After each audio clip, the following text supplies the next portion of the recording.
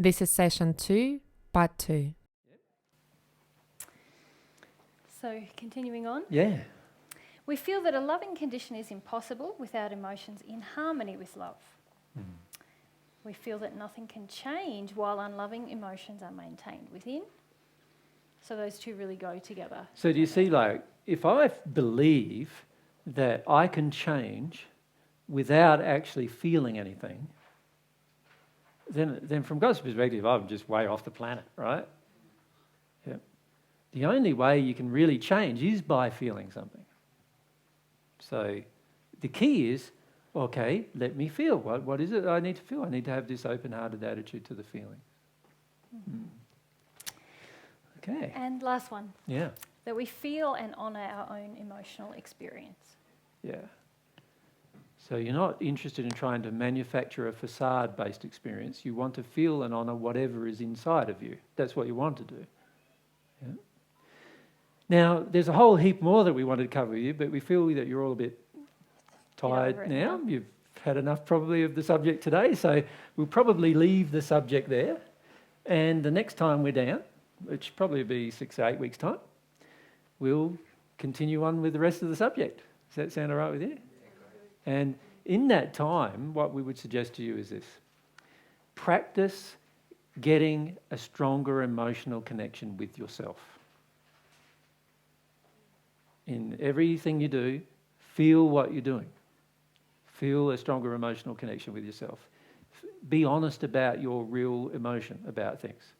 Be honest about when you're angry, sad, shamed, when you're frustrated, annoyed. All these feelings we need to be honest about. Practice doing that. You've got 6 weeks, 8 weeks before we come again. See how you go in that period of time doing those things. Practicing that attitude of getting closer connection with your true emotional self. And be honest about what it feels like. If you're raging, let some of it out. Be honest about it.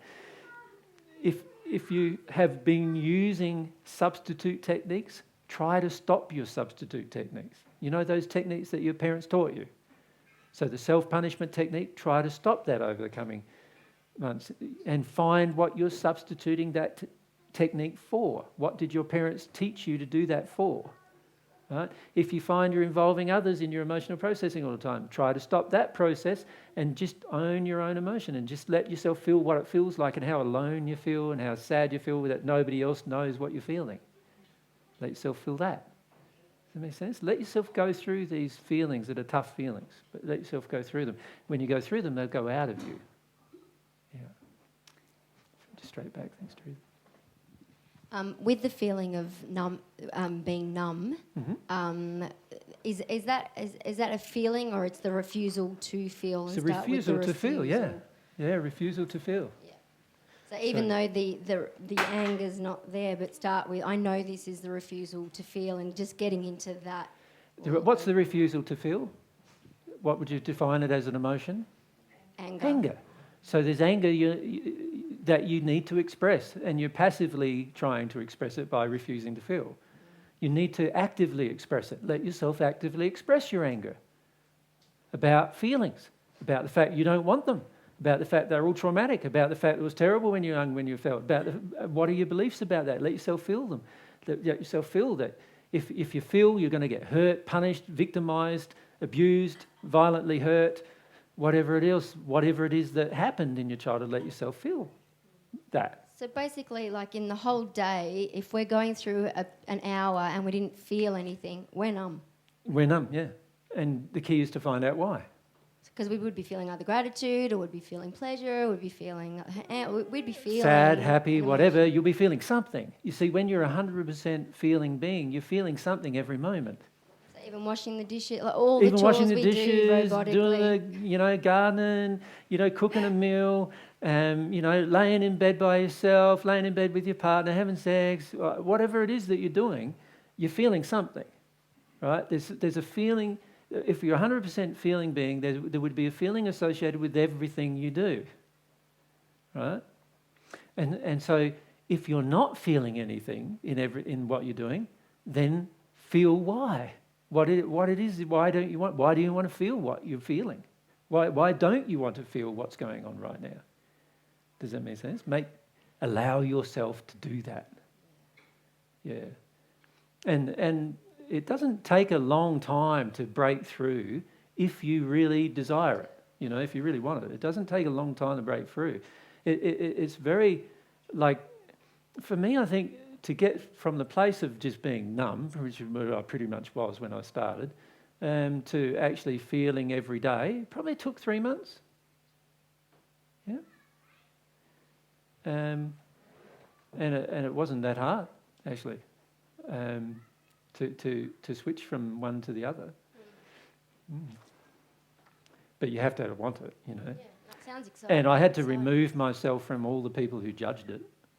And I had to create a space for myself where I could do it in that time. And I had to allow myself to go through the process of doing it, even though my family and my friends had judged it.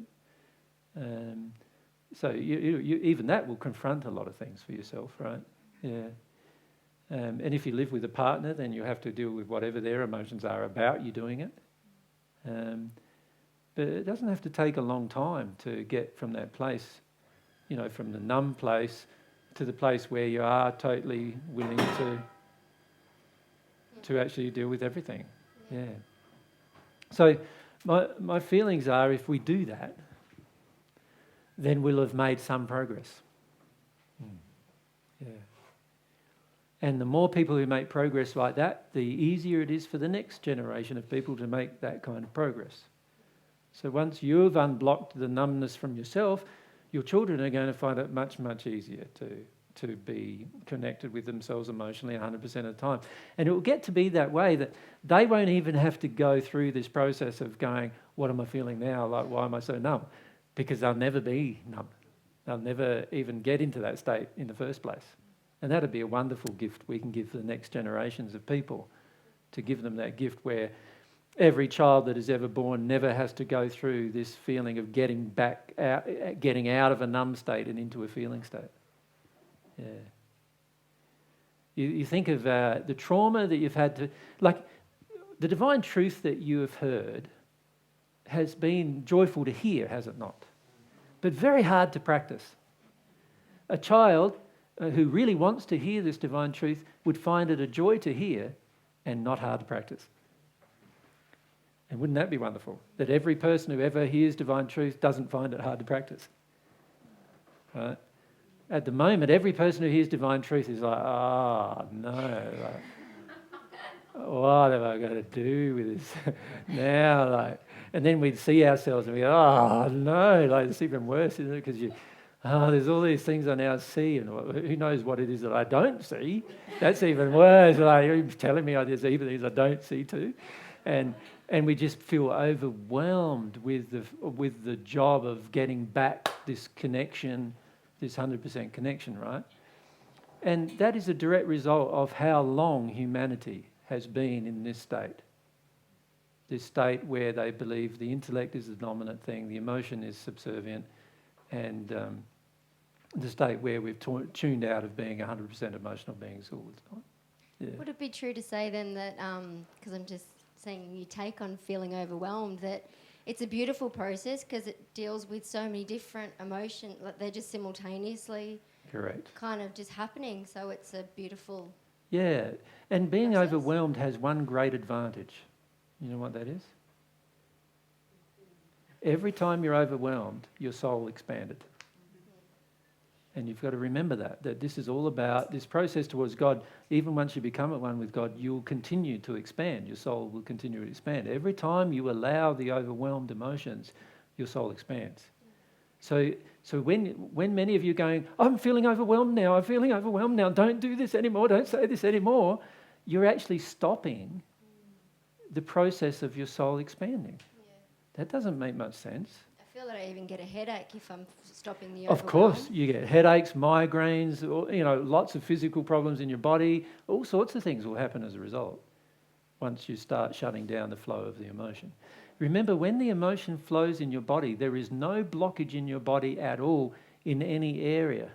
And once that starts to happen, you will feel much better than you've ever felt. Yeah.